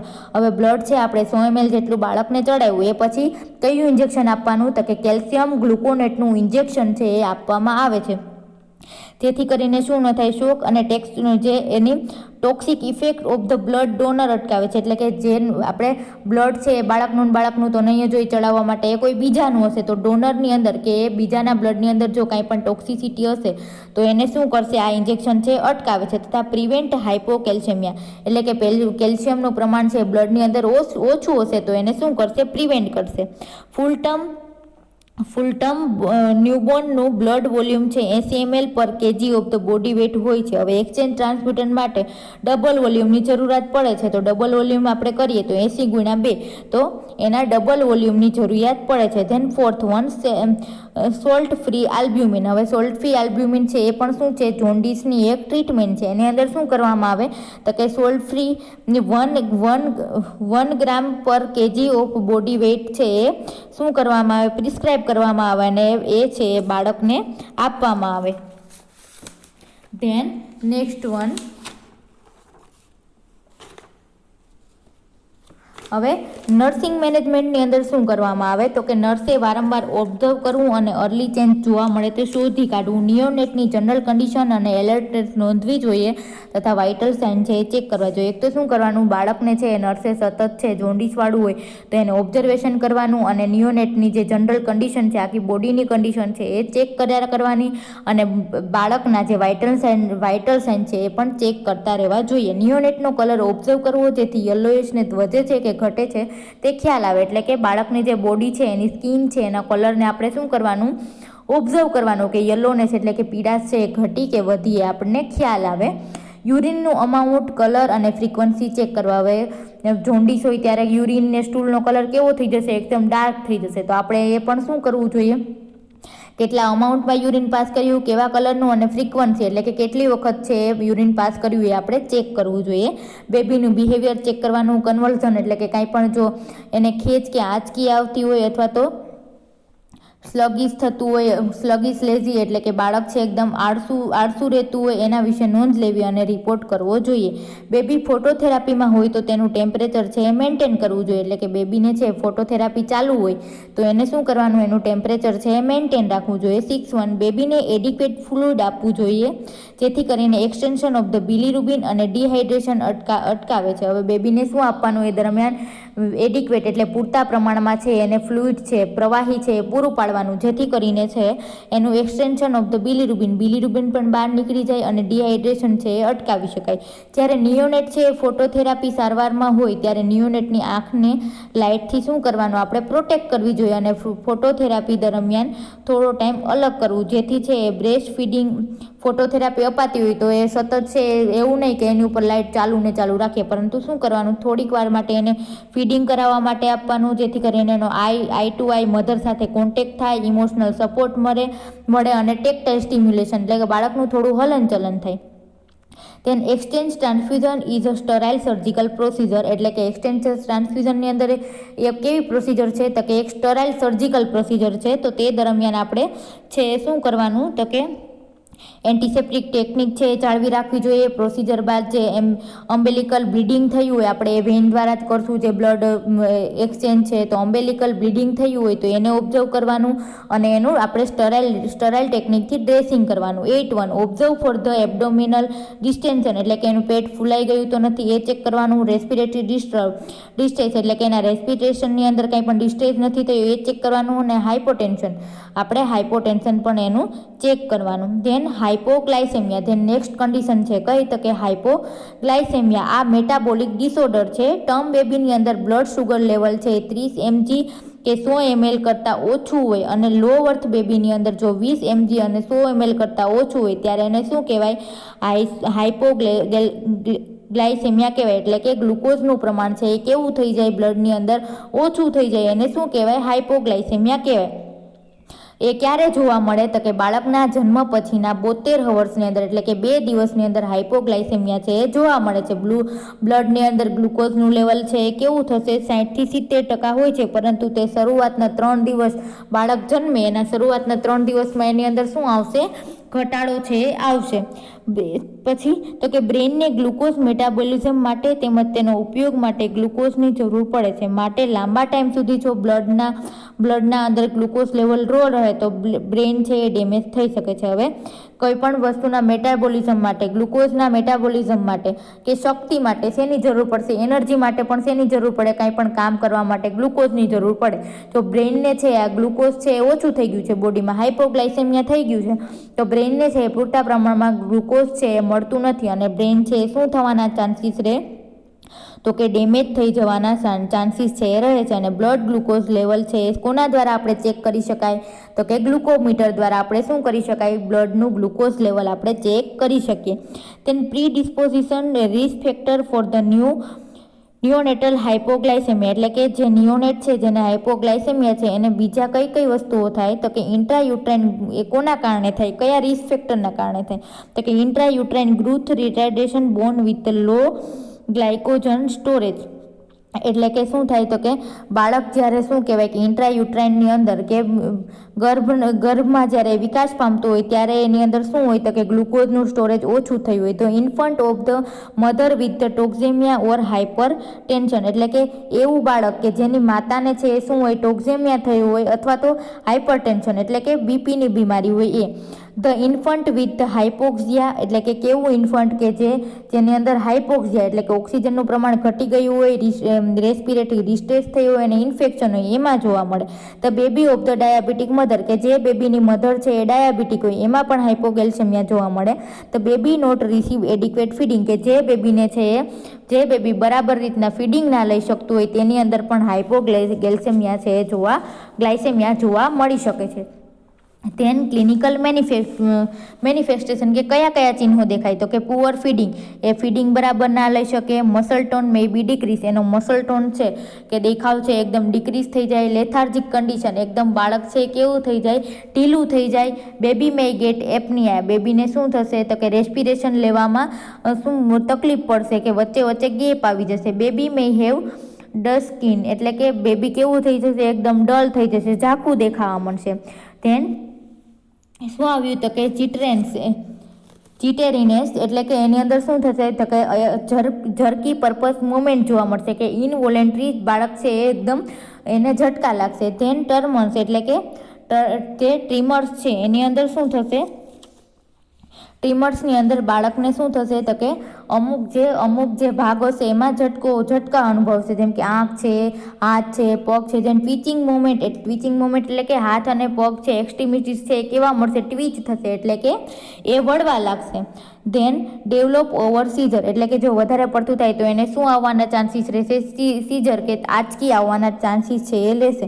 ધેન એ પછી lack of the interest own self એટલે કે એકદમ બાળક કેવું થઈ જશે લેઝી થઈ જશે, એપથિક થઈ જશે, આળસુ થઈ જશે, એને પોતાના સેલ્ફમાં પણ ઇન્ટરેસ્ટ નહીં રહે. નહીં તો નાનું બાળકો એ શું કરતું હશે એના હાથ અને પગને હલાવતું હશે પણ આ બાળક એકદમ એપથી થઈ જશે. Seizure sudden uncontrolled electric activity in the brain કે શું થશે બ્રેનની અંદર શું પડશે આપણે એમ કહીએ કે દોરા પડે એમ કહીએ ને એ રીતના શું થશે એને એકદમ આંચકીઓ અથવા તો તાણ છે એ ચાલુ થઈ જશે. ધેન મેનેજમેન્ટમાં શું કરી શકાય હાઇપોગ્લાયસેમિયાવાળા બાળકની અંદર તો કે ઓલ નિયોનેટ ને હાઇપોગ્લાયસેમિયા થઈ શકે તેનું રિસ્ક હોય તો સુગર ફોર્ટિફાઈડ ફીડ આપવું જોઈએ. હવે જે નિયોનેટ છે નાનું બાળક છે એને આપણે એવું બાળકની અંદર આપણે જોઈ શકતા હોય કે એવું જણાય કે આ બાળકને છે હાઇપોગ્લાયસેમિયા થઈ શકે તો એને કેવો ખોરાક આપવાનું, કેવું ફીડિંગ આપવાનું તો કે સુગર ફોર્ટિફાઈડ એટલે કે સુગર જેની અંદર વધારે હોય અથવા તો સુગર ઉમેરીને એને શું આપવાનું ફીડ આપવાનું. બ્લડ સુગર 2 અવરલી મોનિટર એટલે કે આ બ્લડની અંદર જે સુગરનું લેવલ છે આપણે કેટલી અવરસે તો કે 2 અવરસે છે મોનિટર કરી લેવાનું. ટ્રીટ વિથ ધ 10% ગ્લુકોઝ આ શું છે ફ્લુઇડ છે આપણે જે બાટલા ચડાવીએ એ ડ્રીપ કેટલા પર્સન્ટ તો કે 10% ગ્લુકોઝ 2 to 5 ml પર કેજી આઈવી ફૂડ છે એ કરવું પછી ત્યાર પછી ડ્રીપ દ્વારા ફ્લુઇડ છે એ મેન્ટેન કરવું જોઈએ. ઇન્ફ્યુઝન ધીરે ધીરે ઓછું કર્યા બાદ શું કરવાનું એટલે કે આ બાટલો ચડાવ્યો એ ધીમે ધીમે ઓછું કરવાનું પછી એ સ્ટોપ કરી દેવાનું. કીપ ધ બેબી વાર્મ બેબીને શું રાખવાનું વાર્મ રાખવાનું, ગરમ રાખવાનું, એનું ટેમ્પરેચર ઘટવું ના જોઈએ. ધેન અનટ્રીટેડ હાઇપોગ્લાયસેમિયાના કારણે ભવિષ્યમાં કઈ વસ્તુ થઈ શકે તો કે ન્યુરોલોજીકલ ડેવલપમેન્ટલ પ્રોબ્લેમ થઈ શકે એટલે કે એને બ્રેનને લગતા જે ડેવલપમેન્ટલ કે બ્રેનનો જે વિકાસ થવો જોઈએ કે આપણે શું કહેતા હતા ગ્રોથ અને ડેવલપમેન્ટ થવું જોઈએ એ છે એ ના થઈ શકે. ધેન નિયોનેટલ કન્વર્ઝન હવે આપણે નેક્સ્ટ કન્ડિશન જોઈશું કઈ તો કે નિયોનેટલ કન્વર્ઝન. હવે કન્વર્ઝન અને સીઝર બંને શું કહેવાય એક જ છે, તે એક ડિસીઝ નથી પરંતુ શું છે તો કે સેન્ટ્રલ નર્વસ સિસ્ટમને જ્યારે ડિસ્ટર્બ થાય કાંઈ પણ એના કામની અંદર શું ડિસ્ટર્બન્સ ઉત્પન્ન થશે તો એ શું આવશે એને કન્વર્ઝન અથવા તો સીઝર છે એ આવે છે અને એ થવાથી રિસ્પોન્સ રૂપે શું આવે છે કન્વર્ઝન આવે છે. કન્વર્ઝન નિયોનેટ અને ઇન્ફન્ટમાં કોમન જોવા મળે છે તેની ઇન ઓલ્ડર ચિલ્ડ્રન એટલે કે ઇન્ફન્ટની અંદર છે એ વધારે જોવા મળે છે. આપણે કહીએ તાણ આંચકી આવવી એ આ નાના બાળકોની અંદર વધારે જોવા મળે છે. હવે ટાઈપ ઓફ ધ કન્વર્ઝન કે કન્વર્ઝનના ટાઈપ આપેલા છે જે નીચે પ્રમાણે છે. એમાં સૌથી પહેલું કયું છે તો કે સબસ્ટલ સીઝરની અંદર કઈ વસ્તુ જોવા મળે સબસ્ટલ સીઝર છે એકદમ કેવા છે કોમન છે, આપણે પણ ઘણી વખત બાળકની અંદર એ જોયું હશે તો આ નિયોનેટમાં કોમન જોવા મળે છે. એમાં આંખની મૂવમેન્ટ થાય ઘણી વખત છે એની આંખ છે એની રીતે શું થતી હોય ઝપકતી હોય તો આંખની મૂવમેન્ટ થાય, વારંવાર આંખ છે એ પટપટાવશે. ધેન ફ્લટરિંગ ઓફ ધ આઈલિડ એટલે કે જે પાંપણો છે એ શું થશે એકદમ ફફડશે. ધેન જર્કિંગ ઓફ ધ આંખમાં શું લાગશે આંચકા લાગશે. ઓરલ ઓર બકલ મોમેન્ટ એટલે કે મોઢાનું જે આ જડબું છે એનો ભાગ છે એ શું થશે એની મોમેન્ટ થશે. યાવનિંગ એટલે કે બગાસા આવશે. સ્ટ્રેનિંગ લુક એન્ડ એપનિયા એટલે કે એકીટ હશે. સ્ટેન્ડિંગ લુક એટલે કે એકીટ હશે, એક જ જગ્યાએ જોઈ રહેવું એ અને બ્રીથિંગમાં વચ્ચે શું લઈ જવું, આરામ લઈ જવો, આવી આને શું કહેવાય? જે આવા કોમન સિમ્ટમ્સ દેખાય એને શું કહેવાય? તો કે સ્ટબલ સીઝર કહે છે. Then tonic seizure. હવે ટોનિક સીઝર કોને કહેવાય? આ બધા શું છે? સીઝરના ટાઈપ છે, કન્વર્ઝનના ટાઈપ છે. તો હવે કયું આવ્યું સેકન્ડ? તો કે ટોનિક સીઝર. આમાં localise tonic extension or flexion of the limb જોવા મળે છે. લોકલાઇઝ એટલે કે કોઈ પણ એક ચોક્કસ ભાગની અંદર શું જોવા મળશે? રિફ્લેક્સ જોવા મળશે, કે એ હલતું હોય એવું જોવા મળશે. તો એની અંદર શું? તો કે બળપૂર્વક હાથ અને પગ વાળવા અને સીધા કરવા, અને તેનું પોસ્ચર પણ કેવું થઈ જશે? ટોનિક એટલે કે કડક થઈ જશે. અને એબનોર્મલ આઈ મુવમેન્ટ છે એ વારંવાર જોવા મળશે. આંખોની મુવમેન્ટ છે એબનોર્મલ, જે નોર્મલ ના હોય એવી એ જોવા મળશે. Then third one tonic clonic seizure. હવે ટોનિક ક્લોનિક સીઝરની અંદર શું થશે? તો કે કન્વલ્ઝન મોમેન્ટ એક લિમ્બમાંથી બીજા લિમ્બમાં માઇગ્રેટ થશે. એટલે આની અંદર શું થશે? તો કે જો એક હાથની અંદર જો કન્વર્ઝન આવ્યું હોય તો એક હાથની અંદર કન્વર્ઝન પૂરું થાય કે ઝટકો લાગી જાય પછી એ કેમાં માઇગ્રેટ થશે? એટલે કે ત્યાં ક્યાં પહોંચશે? તો કે બીજા હાથની અંદર. અને હેપહેઝર્ડ એટલે કે અવ્યવસ્થિત અને ગમે તેમ એ ઉડજૂડ છે એ મેનરમાં હોય છે. એટલે કે એવું નથી કે હાથ છે એ ઉપરની સાઈડ જ ઉપજે, સાઈડમાં પણ એનું શું થશે? સાઈડમાં પણ મોમેન્ટ થાય, એમ એકદમ શું જોવા મળશે? ઝરકી મોમેન્ટ જોવા મળશે. Then focal clonic seizure. એની અંદર localise and loss of the consciousness. એટલે કે આ કેવું હોય છે? લોકલાઇઝ એટલે કે કોઈ એક જગ્યાએ સીઝર આવે છે, અને કોન્શિયસનેસ એની જે કોન્શિયસનેસ છે, સભાનતા છે એ કેવી થઈ જાય છે? લોસ થઈ જાય છે, એટલે કે અનકોન્શિયસ થઈ જાય બાળક. તેન માયોક્લોનિક સીઝર. એમાં હાથ પગમાં એકાએક શું આવે છે? આંચકો જોવા મળે છે, આંચકાવાળી મોમેન્ટ છે એ જોવા મળે છે. આમ 5 ટાઈપ હતા શેના? તો કે સીઝરના. હવે સીઝરના કોઝિસની અંદર શું હોઈ શકે? તો કે કયા કારણોથી સીઝર આવી શકે? કે બ્રેનની એક્ટિવિટીમાં છે ડિસ્ટર્બન્સ થાય. તો કે પહેલું તો ઇન્ફેક્શન. તો ઇન્ફેક્શન કેવા ઇન્ફેક્શન? તો કે બેક્ટેરિયલ. એમાં મેનિન્જાઇટિસ, ધેન સેપ્સિસ. મેનિન્જાઇટિસ ને સેપ્સિસ છે એ બ્રેનની અંદર ઇન્ફેક્શન લાગે એ છે. ધેન વાયરલની અંદર મેનિંગો એન્સેફેલાઇટિસ થાય. ધેન પેરાલાઇટિકની અથવા તો પેરાસિકને લીધે કયા? તો કે મેનિંગો એન્સેફેલોરાઇટિસ. આ બધા શું છે? બ્રેનના ઇન્ફેક્શન છે. ધેન ઇન્ટ્રાક્રેનિયલ હેમરેજ, કે બ્રેનની જે ક્રેનિયલ નર્વ હોય તેની અંદર કોઈ પણ જગ્યાએ શું થશે? તો કે હેમરેજ થાય. એટલે કે સબડ્યુરલ, સબ આરેકનોઇડ, આ બધા જે બ્રેનના પાર્ટ છે એની અંદર જો હેમરેજ થાય, બ્લીડિંગ થાય, અથવા તો ઇન્ટ્રાવેન્ટ્રિક્યુલર હાઇપોક્સિયા થાય, કે વેન્ટ્રિકલ્સની અંદર શું થાય? તો કે ઓક્સિજન છે એ ઘટી જાય, ટિશ્યુની અંદર ઓક્સિજનનું પ્રમાણ ઓછું થઈ જાય, ત્યારે પણ થઈ શકે છે. તેન મેટાબોલિક ડિસઓર્ડર એટલે કે ચયાપચયને લગતા જે કાંઈ પણ ડિસઓર્ડર છે કયા? તો કે હાઇપોગ્લાયસેમિયા, આપણે હમણાં જ જોયું. તેન નાઇટ્રેમિયા. એની અંદર તો કે અપ્રોપ્રિએટ એન્ટી ડાયુરેટિક હોર્મોન કે ફ્લુઇડ ઇમ્બેલેન્સ. એની અંદર શું થાય? તો કે જે ડાયુરેટિક હોર્મોન્સ હોય કે જે શું કરતા હોય? તો કે યુરિનને પેલું કરતા હોય એવા હોર્મોન્સ છે. તેન ફ્લુઇડની અંદર ઇમ્બેલેન્સ થાય. તેન હાઇપ્લોકેલ્સેમિયા અને હાઇપ્લોમેગ્નેશિયમિયા. એની અંદર શું થશે? તો કે કેલ્શિયમનું પ્રમાણ ઘટી જાય, મેગ્નેશિયમનું પ્રમાણ ઘટી જાય. Then pyridoxine deficiency. હવે પાયરિડોક્સિન ડેફિશિયન્સી છે એની અંદર શું જોવા મળશે? તો કે જે લીવરને લગતા એન્ઝાઇમ છે અથવા તો બ્રેનને લગતા જે કંઈ પણ એન્ઝાઇમ છે એ બરાબર છે એ કામ નહીં કરે. તેન હાઇપરબિલિરુબિનિયાની અંદર શું થશે? તો કે બિલિરુબિનનું પ્રમાણ છે એ ઘટી જશે. હવે ડાયગ્નોસિસ કઈ રીતના કરી શકાય? તો કે પહેલાં તો હિસ્ટ્રીની અંદર શું લેવાનો? Time of the onset of the seizure. તો કે સીઝર છે એ પહેલી વખત ક્યારે આવ્યું? પછી ફેમિલી હિસ્ટ્રી લેવાની. By investigation. કયા ઇન્વેસ્ટિગેશન કે ટેસ્ટ કરવાના? તો કે બ્લડ ગ્લુકોઝનો ટેસ્ટ કરવાનો, કેલ્શિયમનો ટેસ્ટ કરવાનો, ફોસ્ફરસનો ટેસ્ટ કરવાનો, અને ઇલેક્ટ્રોલાઇટ બેલેન્સ છે કે નહીં એ ટેસ્ટ કરવાનો. પછી એક્સરે ઓફ ધ સ્કલ, આપણે સ્કલનું છે એક્સરે કરાવી શકીએ. પછી CSF એક્ઝામિનેશન કરાવી શકીએ. પછી બીજું કંઈ શું કરાવી શકીએ? તો કે EEG. હવે EEG એટલે શું થાય? તો કે ઇલેક્ટ્રોનિક એન્સેફેલોગ્રાફ. એને શું કહેવાય? EEG કહેવાય. તેન CT સ્કેન કરાવી શકીએ અને MRI એક્ઝામિનેશન પણ કરાવી શકીએ. હવે મેનેજમેન્ટની અંદર શું કરી શકીએ? તો કે કન્વર્ઝનના શરૂઆતના ચિહ્નો જાણવા ખૂબ જ મહત્ત્વના છે, જેની જેથી ટ્રીટમેન્ટ છે કેવી થઈ જાય, ઝડપથી થઈ જાય. જો આપણને પહેલેથી ખબર પડી જાય કે આ સીઝરના અથવા તો કન્વર્ઝનના ચિહ્નો છે તો આપણે એને ફટાફટ ટ્રીટમેન્ટ અપાવી શકીએ. નિયોનેટને એવી જગ્યાએ રાખવું જેથી તેનું સતત ઓબ્ઝર્વેશન છે એ કરી શકાય. નિયોનેટને કેવી જગ્યાએ રાખવું? એવી જગ્યાએ રાખવું જેથી કરીને એનું ઓબ્ઝર્વેશન છે આપણે સતત કરી શકીએ, કે આપણને ત્યાંથી એ તરત દેખાય. નર્સે બાળકની મોમેન્ટની નોંધ કરવી, તે મોમેન્ટ ક્લોનિક આખા શરીરને ઓર ટોનિક છે તેનો ખ્યાલ રાખવો.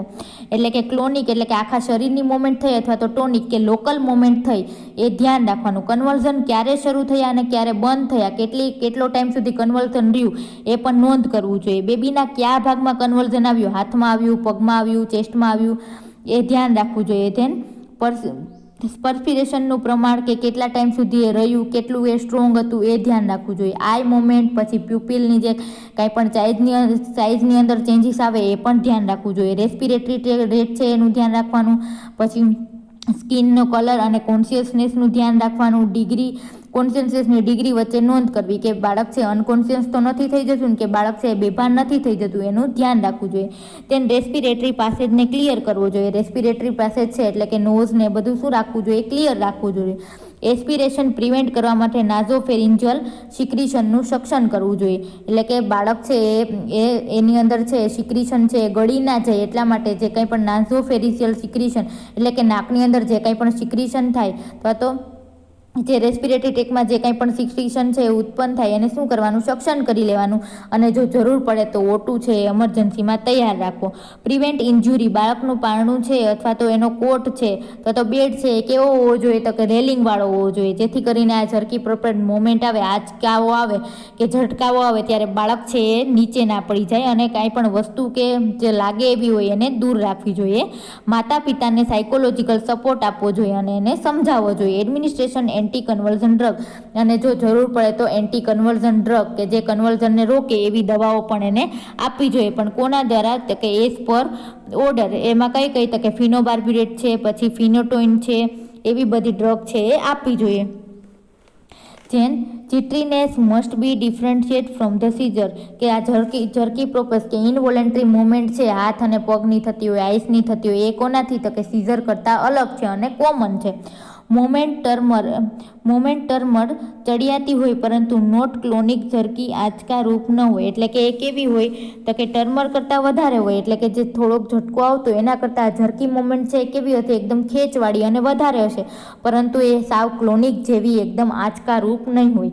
બેબીને ટચિંગ કરવાથી તેને સ્ટિમ્યુલેટ રિસ્પોન્સ ખરાબ હોય છે. દાખલા તરીકે બેબીનું સ્ટિમ્યુલેશન દ્વારા ઉશ્કેરાવાથી, એટલે કે બેબીને ટચિંગ દ્વારા આપણે એને ઉશ્કેરીએ ત્યારે પણ થાય. Stopped by the resisting the limb, એટલે કે એ જો ઝરકી પર્પસ મોમેન્ટ છે ઇન્વોલેન્ટરી મોમેન્ટ વધુ થતી હોય તો આપણે જો ઘડીક વાર એના પગમાં થતી હોય કે હાથમાં થતી હોય તો આપણે લિમ્બ્સને છે એ દાબી રાખીએ તો એ બંધ થઈ જાય. પરંતુ જો એ સીઝર હશે તો એ બંધ થશે નહીં. Not accompanied with the abnormality of the gaze or eye movement, આ કન્ડિશનમાં એબનોર્માલિટી ઓફ ધ ગેઝ એટલે કે તાકી રહેવું અથવા તો આઈ મોમેન્ટ સાથે હોતી નથી. એટલે કે આની અંદર એવું નહીં થાય કે બાળક છે એક હશે તાકી રહેશે કે એ આઈ મોમેન્ટ છે એ વધારે પડતી થાય, એવું આની અંદર નહીં થાય. હવે ઝરકીનેસના કયા કોઝિસ છે? તો કે બર્થ આસ્પેક્સિયા, કે બર્થ વખતે છે એનો બર્થ આસ્પેક્સિયા થયું એટલે કે શ્વાસ ના લઈ શક્યું હોય તો. ઇન્ટ્રાકેનિયલ ઇન્જુરી, એની ક્રેનિયલ લવને કાંઈ પણ ઇન્જુરી થઈ હશે તો. હાઇપોકેલ્સેમિયા, કેલ્શિયમનું લેવલ ઓછું હશે તો. હાઇપોગ્લાયસેમિયા, ગ્લુકોઝ લેવલ ઓછું હોય ત્યારે. ઇન્ટ્રાયુટ્રાઇન ઇન્ફેક્શન, કોઈ પણ એને શું કહેવાય કે ઇન્ફેક્શન લાગ્યું હોય ત્યારે. કન્જનાઇટલ સેરિબ્રલ માલફોર્મેશન, એટલે કે એનું સેરિબ્રલ છે બ્રેઇન છે એનું માલફોર્મેશન એટલે કે બરાબર ડેવલપ નહીં થયું હોય ત્યારે. એપનિયા, એટલે કે સડન એપનિયા કોને કહેવાય? તો કે એના સડનલી એના જે બ્રિધિંગ છે એની અંદર શું થવા માંડશે? કોમ્પ્લિકેશન થવા માંડશે. એટલે ઓટું છે એ પૂરેપૂરું નહીં જાય રેસ્પિરેટરી સિસ્ટમમાં, એટલે શું જોવા મળશે? સાઇનોસિસ છે એ જોવા મળશે. સાઇનોસિસ એટલે કે bluish discolouration of the skin. Then next condition જોઈએ હાઇપોકેલ્સેમિયા. હવે હાઇપોકેલ્સેમિયાની અંદર શું થશે? આપણે નામથી જ ખબર પડી જાય. હાઇપો એટલે કે ઓછું, કેલ્શિયમિયા એટલે કે કેલ્શિયમ. કેલ્શિયમનું પ્રમાણ જો બાળકની અંદર ઓછું થઈ જાય ત્યારે શું જોવા મળે? તો કે હાઇપોકેલ્સેમિયા જોવા મળે છે. એની અંદર શું? તો કે આ એક કેવી કન્ડિશન છે? તો કે ક્લિનિકલ કન્ડિશન છે જેમાં સીરમ કેલ્શિયમનું પ્રમાણ 7 mg/dl કરતાં કેવું થઈ જાય? કેલ્શિયમનું પ્રમાણ 7 mg/dl કરતાં ઓછું થઈ જાય અને પ્રથમ લાઈફના 4 વીકમાં સીરમ ફોસ્ફરસનું લેવલ છે એ વધે છે. આ છે કેલ્શિયમનું લેવલ ઘટશે, પણ ફોસ્ફરસનું લેવલ છે એ શું થશે 4 વીકની અંદર એટલે કે 1 મંથની અંદર વધશે. હવે એના કોશિશ કયા કયા છે કે કેલ્શિયમ ક્યારે ઓછું હોઈ શકે, કયા કારણોથી ઓછું હોઈ શકે, તો કે લો બર્થ વેઇટ, એટલે કે બેબી છે એનો જન્મથી જે વેઇટ છે, વજન છે એ કેવું હોય, ઓછું હોય. પછી પ્રીટર્મ એટલે કે જે અધૂરા મહિને જન્મેલું હોય. ધેન આયુજીઆર એટલે કે ઇન્ટ્રા યુટ્રાઇન ગ્રોથ રિટાર્ડેશન, કે જે બાળકનો માતાને ગર્ભની અંદર જ છે વિકાસ છે કે ડેવલપમેન્ટ છે એ રૂંધાઈ ગયું હોય એવા બાળકની અંદર. ધેન ડાયાબિટીક મધર, કે જે બાળક જન્મ્યું છે એની મધર જો વિથ ડાયાબિટીસનું પેશન્ટ પણ હોય ત્યારે એની અંદર આ હાઇપોકેલ્સેમિયા છે એ જોવા મળે છે. હવે ક્લિનિકલ ફીચર્સ કે કયા કયા ચિહ્નો જોવા મળશે, તો કે some babies have high pitch cry, એટલે કે ઘણા બેબી છે આના કારણે શું કરશે, એકદમ જોરથી ચીસ પાડીને રોશે. ધેન સાઇનોટિક એપિસોડ, હવે સાઇનોટિક એપિસોડની અંદર શું થશે, તો કે જે બ્રેનની એક્ટિવિટી છે, બ્રેનની એક્ટિવિટીની અંદર શું થશે, તો કે ડિસ્ટર્બન્સ જોવા મળશે, કે એની એક્ટિવિટી એકદમ ઘણી વખત છે એ ધીમી થઈ જશે. એને શું કહેવાય, તો કે સાઇનોટિક એપિસોડ. તે એક ધારું ના રહે, એ શું એના એપિસોડ આવ્યા કરે, એટલે ઘણી વખત રહે, પાછું થોડીક વાર થાય તો એ કેવું થઈ જશે, સાધું થઈ જશે. તો એને શું કહેવાય, તો કે સાઇનોટિક એપિસોડ. હવે એની અંદર શું થાય, બ્લડનું સર્ક્યુલેશન છે એ ઓછું થાય, એટલે જે લંગને બ્લડ મળતું હોય એ પણ કેવું થઈ જશે, ઓછું. હવે જો લંગને બ્લડ છે એ ઓછું મળે તો જે આરબીસીની અંદર ઓટું હોય એ પણ ઓટું પણ કેવા મળશે, બાળક ફેફસાને ઓટું પણ ઓછો મળે, તો એના લીધે સાઇનોસિસ પણ ઘણી વખત છે જોવા મળે છે. ધેન શું જોવા મળશે, જીટ્રીનેસ જોવા મળશે, એટલે કે ઝરકી પર્પસ ઇનવોલેન્ટરી મુવમેન્ટ જોવા મળે. પછી એપનિયા થાય, સીઝર આવી શકે અને એબડોમિનલ ડિસ્ટેન્શન પણ થઈ શકે. ધેન ડાયગ્નોસિસ, હવે ટીટેની મેય અકર. હવે ટીટેનીની અંદર શું જોવા મળે, તો કે કેલ્શિયમની ખામીના લીધે શું થાય, એના જે મસલ્સ છે એ શું થઈ જાય, તો કે સ્પાઝમ થઈ જશે. ટીટેની એટલે શું, તો કે કેલ્શિયમની ખામીના કારણે બાળકના જે મસલ છે એ કેવા થઈ જાય, સ્પાઝમ થઈ જાય, એને શું કહેવાય, ટીટેની કહેવાય. ધેન ડાયગ્નોસિસ કઈ રીતના કરી શકીએ, એક તો હિસ્ટ્રી લઈને, હિસ્ટ્રીની અંદર શું ચેક કરવાનું ને એના સાઇન અને સિમ્ટમ્સ કેવા છે એ, એટલે કે ક્લિનિકલ ફીચર્સ છે એ કેવા દેખાય એ ચેક કરવાના. અને બાય ઇન્વેસ્ટિગેશનની અંદર કયા ટેસ્ટ કરવાનો, આપણે બ્લડની અંદર સીરમ કેલ્શિયમનો ટેસ્ટ કરીએ, એટલે કેલ્શિયમનું છે એ પ્રમાણ કેટલું છે એ ચેક કરીને આપણે હાઇપોકેલ્સેમિયા છે કે નહીં એ ચેક કરી શકીએ. હવે એના મેનેજમેન્ટની અંદર આપણે શું કરી શકીએ, કે મેનેજ કઈ રીતના કરી શકીએ જો બાળકને હાઇપોકેલ્સેમિયા હોય તો કે એડમિનિસ્ટર કેલ્શિયમ ક્લોરાઇડ કે કેલ્શિયમ ગ્લુકોનેટ. આ શું છે, તો કે આઈવી ફ્લુઇડ છે અથવા તો આઈવી ઇન્જેક્શન છે એ આપણે બાળકને આપી અને પ્રોવાઈડ કરી શકીએ. ડેલી બાય ધ ફીડ્સ, એટલે કે આપણે બાળકને આપીએ કેવો ફીડ્સ હોવું જોઈએ, તો કે કેલ્શિયમ યુક્ત ખોરાક હોવો જોઈએ. ઇન્ફન્ટને કેલ્શિયમ ગ્લુકોનેટ આઈવી ડ્રીપ આપતા હોઈએ ત્યારે સતત શું કરવું જોઈએ, જો આ પાઇન્ટ ચડાવેલો હોય, ડ્રીપ ચાલુ હોય ત્યારે આપણે સતત છે ઓબ્ઝર્વ કરવું જોઈએ. રિઓશ્યોર ધ પેરેન્ટ્સ, હવે પેરેન્ટ્સને છે આપણે બાળક સાજું થઈ જાય તેવો વિશ્વાસ આપવો જોઈએ.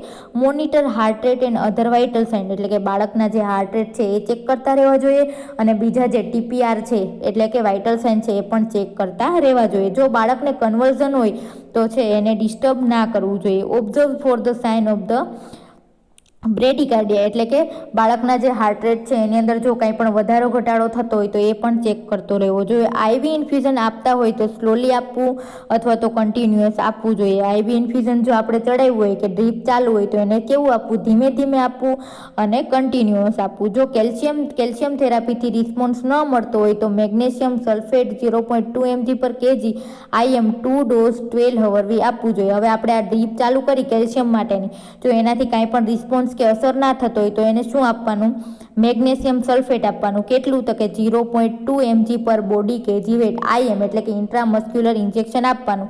એના કેટલા ડોઝ આપવાના, 2 ડોઝ આપવાના. કેટલા અવરલી, 12 અવરલી. એક ડોઝ આપણે આપીએ એ પછી પાછા 12 અવર પછી પાછો બીજો ડોઝ આપવાનો. એવી રીતના જો બાળકનું કેલ્શિયમ લેવલ વધે કે તરત જ શું આપવાનું, હવે કેલ્શિયમ લેવલમાં વધારો થયો અને બાળક સારું થાય તો ડાયરેક્ટ શું આપવાનું, બાળક છે એને મધરને આપવાનું. શેના માટે, તો કે માતા છે એને બ્રેસ્ટ ફીડિંગ કરાવી શકે તેટલા માટે. પછી બાળકને શું આપવું જોઈએ, તો કે વિટામિન A એન્ડ D છે ઓરલી આપવા જોઈએ. કેલ્શિયમની બેબીમાં 1 mg/1 kg જરૂરિયાત હોય છે, જે શરીરના સેલ ફંક્શન માટે જરૂરિયાત છે. ધેન બ્લડ બ્લડ ક્લોટ માટે જરૂરિયાત છે, કોન્ટ્રાક્શન ઓફ ધ મસલ્સ માટે જરૂરિયાત છે, transmission of the nerve impulses માટે પણ જરૂરિયાત છે. હવે કેલ્શિયમની જરૂર કઈ કઈ જગ્યાએ પડશે? એક તો આ કોષો, આપણા સેલ જે કામ કરે છે એમાં જરૂરિયાત પડશે. ધેન બ્લડ ક્લોટ, આપણે કાંઈ પણ વાગ્યું હોય તો બ્લડના શું થઈ જશે? ક્લોટ થઈ જશે, એટલે કે જામી જવાની પ્રક્રિયામાં પણ જરૂરિયાત છે. Then concentration of the muscles, એટલે કે મસલ્સ છે એનું કોન્સન્ટ્રેશન, એને વધારવા માટે પણ શેની જરૂર પડશે? કેલ્શિયમની જરૂર પડશે. નહીંતર શું જોવા મળે? ટીટેની જોવા મળશે. Transmission of the nerve impulses, કે જે આપણા બ્રેઇનમાંથી જે નર્વ ઇમ્પલ્સિસ એટલે કે જે સંદેશાઓની આપલે થાય છે એના માટે પણ શેની જરૂર પડશે? કેલ્શિયમની જરૂર છે પડે છે. આથી કેલ્શિયમનું લેવલ બાળકની અંદર શું રાખવું પડે? જાળવી રાખવું પડે. Than next condition, oral thrust. હવે આપણે જોઈએ ઓરલ થ્રસ્ટ શું છે તો કે એક કેન્ડિડા આલ્બિગન્સ દ્વારા થાય છે. ઓરલ થ્રસ્ટ છે એક પ્રકારનું શું છે તો કે ઇન્ફેક્શન છે. કોના દ્વારા ઇન્ફેક્શન લાગે? કઈ ફંગઈ દ્વારા ઇન્ફેક્શન લાગશે? તો કે કેન્ડિડા આલ્બિગન્સ નામની ફંગઈ દ્વારા ઇન્ફેક્શન લાગે છે. આની અંદર શું થાય ઓરલ થ્રસ્ટની અંદર? તો કે માઉથની અંદર વ્હાઇટ પેચીસ જોવા મળશે. વ્હાઇટ કલરના શું જોવા મળશે? ચાંદા જોવા મળશે. જે mucus membrane of the mouth over tongue, lips and જીંજીવામાં જોવા મળશે. કઈ કઈ જગ્યાએ? તો કે મોઢાનું જે ઉપરનું મ્યુકસ મેમ્બ્રેન છે એમાં જોવા મળશે, આખા માઉથમાં, પછી ટંગમાં જોવા મળશે, લિપમાં જોવા મળશે, જીંજીવામાં જોવા મળશે. ધેન કોઝ, હવે એના કોઝ કયા કયા છે? તો કે કેન્ડિડા આલ્બિગન્સ ઓર ફંગઈ ઇન્ફેક્શન દ્વારા લાગી શકે. પછી એક તો ડાયરેક્ટ જો ફંગઈ એ કેન્ડિડા આલ્બિકન્સ છે એ જ જો આપણા શરીરની અંદર એન્ટર કરે ત્યારે આ ઓરલ થ્રસ્ટ થઈ શકે. પછી બીજું maternal vaginal infection during birth, કે બાળકનો જ્યારે વજાઇનામાંથી બર્થ થતો હોય ત્યારે જો માતાને છે એની વજાઇનામાં જો આવું ઇન્ફેક્શન લાગેલું હોય તો બાળકમાં આવી શકે. Contact with the infected infant, કે આ ઇન્ફન્ટ છે એ કોઈ બીજા ઇન્ફેક્ટેડ ઇન્ફન્ટના કોન્ટેક્ટમાં આવે તો થઈ શકે. કન્ટામિનેટેડ બોટલ ટીથ્સ, એટલે કે આપણે જે બાળક છે જે મિલ્કની બોટલ છે એ ચૂસતું હોય, જો એની જે બુટડી હોય છે, જે ડીટડી હોય કે જે નિપલ હોય એ કેવું હોય? કન્ટામિનેટેડ, એટલે કે ખરાબ થયેલું હોય, ધૂળવાળું હોય ને જ્યાં ત્યાં રખડેલું હોય તો એનાથી થઈ શકે છે. Contaminated hand of the caretaker, એટલે કે જે એની કેરટેકર છે, મધર છે અથવા તો ફેમિલી મેમ્બર જે એની કેર કરતા હોય એ કેવા હોય? તો કે એના હાથ છે કન્ટામિનેટેડ હોય, ખરાબ હોય, તો એનાથી પણ આ ઇન્ફેક્શન છે એ લાગી શકે છે. હવે ક્લિનિકલ ફીચર્સની અંદર સાઇન અને સિમ્ટમ્સ કેવા દેખાય? તો કે એનોરેક્સિયા થાય, એટલે કે બાળકને ભૂખ ન લાગે, પછી એ ફીડિંગ ના લઈ શકે અને સ્વેલોઈંગ ડિફિકલ્ટી પણ થાય છે, એટલે કાંઈ પણ વસ્તુ છે સ્વેલો ના કરી શકે, ગળી ના શકે. તેની ટ્રીટમેન્ટની અંદર શું જોઈ શકાય? તો કે બાળકનું છે એ હાઇજીન છે બરાબર મેન્ટેન રાખવું જોઈએ. બાળકને કેવું રાખવું જોઈએ? ચોખ્ખું રાખવું જોઈએ. બાળકનું હેન્ડલિંગ કરતાં પહેલાં હેન્ડવોશ કરવા જોઈએ. જે બાળકને તેડે છે અથવા તો હેન્ડલ કરે છે એને પહેલાં શું કરી લેવાના? હેન્ડવોશ કરી લેવા જોઈએ. બોટલ ફીડિંગ આપતા પહેલાં આર્ટિકલ્સ બરાબર બોઇલ કરવા, એટલે આપણે બોટલ ફીડિંગ કરાવતા હોય તો પહેલાં શું કરી લેવાનું? જે બોટલ છે એનું ઢાંકણ છે, જે નિપલ છે એને શું કરી લેવાનું? પાણીની અંદર બોઇલ કરી લેવાનું, જેથી કરીને આવા કોઈ પણ ફંગઈ ઇન્ફેક્શન હોય કે કેન્ડિડા આલ્બિગન્સ હોય તો એ શું થઈ જાય? નાશ પામે. જે બાળકને થ્રસ્ટ થયેલ હોય તેને બોટલ કે રમકડા અલગ રાખવા જોઈએ. જો કોઈ એવું બાળક છે જેને આ ઓરલ થ્રસ્ટનું ઇન્ફેક્શન લાગી ગયું તો એ બાળકના રમકડા છે એ અલગ રાખવા જોઈએ, કેમ કે બીજા ઇન્ફન્ટને પણ લાગી શકે ને એટલા માટે. માઉથ ક્લીન કરી જેન્ટેન વાયોલેટ લગાવવું ઓર એન્ટીફંગલ લોશન લગાવવું જોઈએ. હવે માઉથને શું કરવાનું? ક્લીન કરી અને આ જેન્ટેન વાયોલેટ શું છે? એક ફંગલ સામે લડતું એક જે એન્ટીફંગલ લોશન છે બરાબર, એ લગાવવું જોઈએ. એન્ટીબાયોટિક ડ્રગ જેવા કે ક્લોટ્રીમાઝોલ ઓર માઇકોનેઝોલ સસ્પેન્શન છે એ આપવું જોઈએ, એટલે કે એન્ટીબાયોટિક ડ્રગ છે એ આપવી જોઈએ. તેન નેક્સ્ટ કન્ડિશન જોઈએ નિયોનેટલ સેપ્ટિસેમિયા. તો નિયોનેટલ સેપ્ટિસેમિયા એ પણ શું છે? ઇન્ફેક્શન જ છે. તો early sign of the sepsis in the newborn are non specific and multisystem in organic, એટલે કે આની અંદર શું થાય છે? એના કોઈ પણ ક્લિનિકલ ફીચર, એટલે કે આ જે સેપ્ટિસેમિયા છે કે ઇન્ફેક્શન લાગે, સેપ્સિસ લાગે, એનું કોઈ પણ છે એવું કોઈ મુખ્ય એનું કોઈ પણ એવું ફીચર નથી કે કોઈ પણ એવું સિમ્ટમ્સ કે સાઇન નથી જેના કારણે આપણે એ ઝડપથી જાણી શકીએ. અને જનરલી શું કઈ કઈ વસ્તુ જોવા મળે તો કે ફેશિયલ ગ્રેમિસ એટલે કે બાળક છે એનું ચહેરો છે એ સતત રડતો હોય એવો, પેન થતો હોય એવો દેખાશે. પછી ડિક્રીઝ એક્ટિવિટી, એની એક્ટિવિટી છે એ ડિક્રીઝ થશે. પુઅર ફીડિંગ એન્ડ ક્રાય, બાળક છે એ પૂરતા પ્રમાણમાં ફીડ નહીં કરી શકે અને રડતું રહેશે. વેઇટ લોસ થશે, પછી પાછો એ જે લોસ થયેલો વેઇટ છે એ ગેઇન કરવામાં બાળકને વાર લાગશે.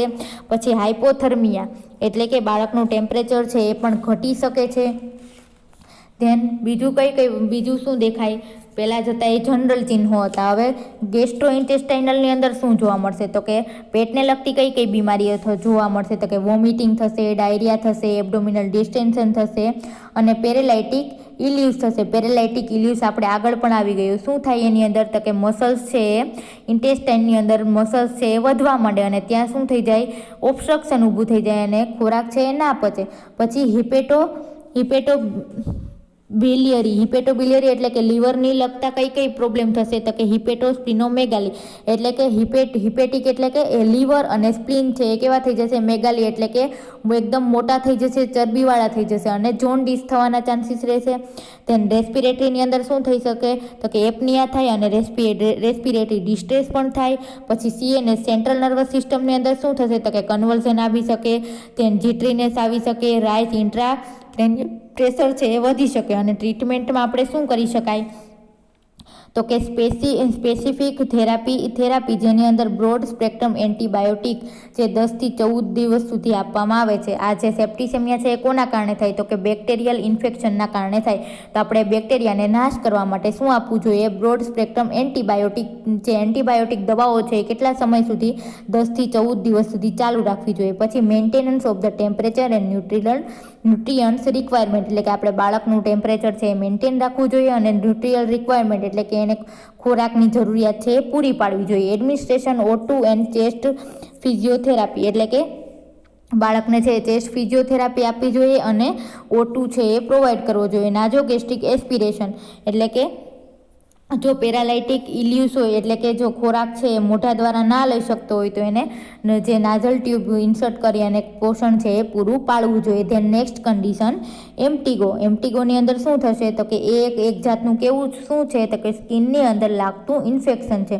તે પોપ્યુલર લીઝનથી શરૂ થાય છે. પોપ્યુલર લીઝન એટલે કે ક્યાંક ફોલ્લીઓથી એ શરૂ થશે અને પછી એ ઝડપથી વેસિકલ્સમાં પરિણમે છે. અને પહેલાં એ ફોલ્લીઓ જે કંઈ પણ ઇન્ફેક્શન લાગ્યું હશે ક્યાં છે બોડીની અંદર ક્યાંક એવી જગ્યાએ દેખાતું હશે અને પછી એ શું થઈ જશે વેસિકલ્સમાં એટલે કે આખા બોડીની અંદર એ થઈ જાય છે. જે સ્મોલ અને લૂઝલી ફ્લુઇડ હોય છે અને એ ફોલ્લીની અંદર શું જોવા મળશે, એ ફોલ્લી નાની અને લૂઝલી ફ્લેઇડ હોય છે. ધેન આ લીઝન લોઅર એબ્ડોમેન અને થાઈમાં સામાન્ય રીતે જોવા મળે. પહેલાં ક્યાં જોવા મળશે, જે પેડુનો ભાગ છે એમાં અને થાઈમાં જોવા મળશે અને તે ઝડપથી ધીમે ધીમે એ ફેલાય છે. રપ્ચર થયા પછી તે રાઉન્ડ રેડ અને મોઇસ્ટ એરિયા જેવો દેખાય છે. હવે એ ફોડલી છે એ ફૂટી ગઈ અને રપ્ચર થઈ જાય પછી કેવો થઈ જાય, રાઉન્ડ અને મોઇસ્ટ એકદમ ભીનો એરિયા જેવો દેખાવા મળે છે. જેમાં ક્રસ્ટ એટલે કે એ શું કે પોપડા એટલે કે આપણે એમ કહીએ ને કે ખરીટો વળી જાય, એ ખરીટો વળતો નથી. સિવિયર કેસીસમાં ઘણા લીઝન છે એ સ્ટેજ પ્રમાણે જોવા મળે છે. એટલે સિવિયર કેસીસ હોય, ઇમ્ટિગો છે એ સારા એવા પ્રમાણમાં થઈ હોય તો પહેલાં જે ફોલ્લી હશે એ કેવી દેખાશે તો કે એકદમ પિમ્પલ જેવી દેખાશે. પછી વેસિકલ્સ એટલે કે વેસિકલ્સની અંદર શું થશે તો કે આખા બોડીની અંદર ફેલાશે. ધેન પલ્સલ્ટ એટલે કે એ ફોલ્લી એકદમ કેવી હશે તો કે ડ્રાય હોય છે અને હિલિંગ પ્રોસેસ પણ થાય છે. એટલે કે પછી ધીમે ધીમે એ શું થવા માંડે, એ હીલ થવા માંડે. ધેન કોસિસની અંદર તો કે સ્ટ્રેપ્ટોકોકઈ દ્વારા અને સ્ટેફાઇલોકોકઈ દ્વારા આના ઇન્ફેક્શનથી એમ્ટિગો થાય છે. ધેન ક્લિનિકલ ફીચર્સની અંદર શું જોવા મળશે તો કે એનો ઝડપથી છે ફેલાવો થાય છે. તે રપ્ચર થાય તો એ કેવું દેખાય તો કે રાઉન્ડ રેડ કલરનું થઈ જાય અને મોઇસ્ટ એટલે કે ભીનું દેખાય છે અને તેમાં ક્રસ્ટ એટલે કે ખરીટા છે એ વળતા નથી. પછી એની ટ્રીટમેન્ટની અંદર શું કરી શકાય તો કે local application of the gentian violet can be applied 2 or 3 times every day એટલે કે શું આ જે એન્ટીફંગલ જે દવા છે જેન્ટેન વાયોલેન્ટ એ દિવસની અંદર 2 થી 3 વખત લગાવવાની. Antibiotic are the prescribe if legion continue increase એટલે કે જો આ લીઝન છે એ વધારે ને વધારે બોડીની અંદર ફેલાતા હોય, આ ફોલ્લીઓ વધારે ને વધારે જો ફેલાતી હોય તો શું કરવાનું, એન્ટીબાયોટિક્સ છે એ લેવામાં આવે છે. ઓરલ ઓર પેરેન્ટલી, ક્યાં તો ઓરલ એટલે કે ક્યાં તો ગોળી દ્વારા, અને પેરેન્ટલી એટલે અથવા તો ક્યાં તો પાઇન્ટ ચડાવવામાં આવે. પછી મેનેજમેન્ટ, કે સામાન્ય શું મેનેજમેન્ટ કરી શકીએ આપણે પેશન્ટની અંદર, તો કે પેશન્ટને ઇન્ફેક્શન અટકાવવા માટે શું કરવાનું, આઇસોલેટ રાખવાનું, કેમ કે સ્કિન ઇન્ફેક્શન છે અને ફંગઈથી થાય છે તો બીજાને લાગવાની શક્યતા રહે, તો એટલા માટે પેશન્ટને કેવું રાખવાનું, આઇસોલેટ એટલે કે અલગ રાખવાનું. પ્રોપર ડિસ્પોઝલ ઓફ ધ મટીરિયલનો ઉપયોગ કરવો, જેથી લીઝન છે એ ક્લીન કરી શકાય. એટલે કે આપણે જે કંઈ પણ આ લીઝન થયું છે, જે કંઈ પણ આ ફોડકા થયા, ઇન્ફેક્શન લાગ્યું, આપણે સાફ કરીએ તો એ મટીરિયલ કેવું હોવું જોઈએ, તો કે ડિસ્પોઝેબલ, કે આપણે એને વપરાશ કરીએ અને ફેંકી દઈએ તેવું હોવું જોઈએ. પેશન્ટનું લિનલ ડિસઇન્ફેક્ટ કરવું જોઈએ, કે પેશન્ટ છે જે ઓછાળ વાપરતો હોય કે જે એણે બેડશીટ પાથરેલું હોય એ આપણે શું કરવું જોઈએ, ડિસઇન્ફેક્ટ કરવું જોઈએ. બીજા સિમ્ટમિક ઇન્ફેક્શન માટે ઓબ્ઝર્વ કરવું જોઈએ કે બીજા કંઈ સિમ્ટમ્સ તો નથી દેખાતા ને, જેમ કે મિલિયાની અંદર પણ શું થશે, બ્લડનો ભરાવો થાય અને ત્યાં ડાર્ક થાય. એરિથમાટોક્સિકમની અંદર શું થશે, તો કે બ્લડ ફ્લો છે સ્કિનની અંદર વધી જાય અને લાલ કલરના ચકામાં જોવા મળે. તો એવા કાંઈ પણ બીજા સિમ્ટમ્સ નથી દેખાતા ને ઇન્ફેક્શનના, તો એ આપણે ચેક કરતા રહેવું જોઈએ. તે નેક્સ્ટ વિડીયોની અંદર આપણે બીજી કન્ડિશન જોઈશું, બર્થ ઇન્જ્યુરી.